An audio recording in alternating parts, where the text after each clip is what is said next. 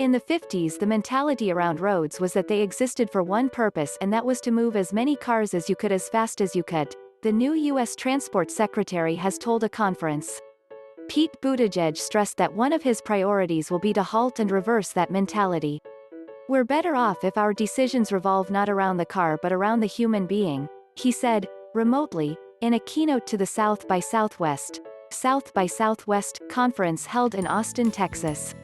"One thing that I don't think a lot of Americans are aware of is how far behind we are on bicycle and pedestrian safety," said Buttigieg, who was appointed as President Biden's transport secretary early last month.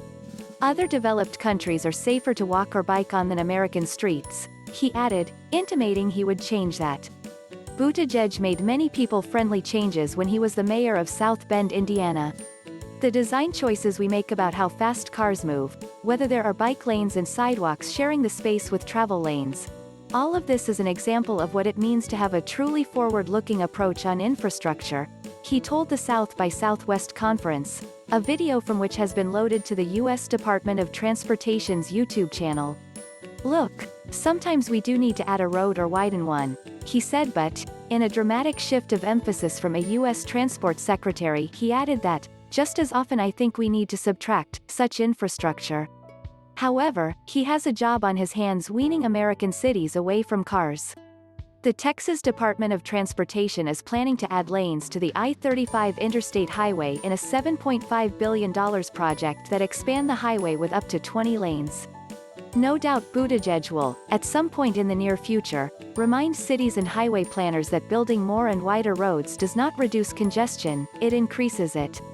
Elsewhere in Texas, Houston's Katy Freeway was expanded to 26 lanes between 2008 and 2011 at a cost of $2.8 billion in order to alleviate severe traffic congestion.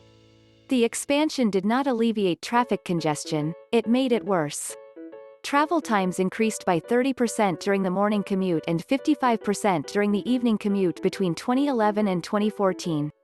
Speaking at the South by Southwest conference last Thursday, Buttigieg said that transportation has to be a part of the solution in climate change.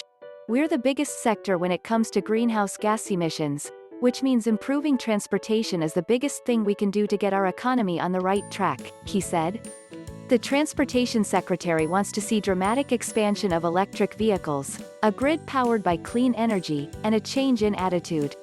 However, he added, "Electric cars aren't as clean as many people assume.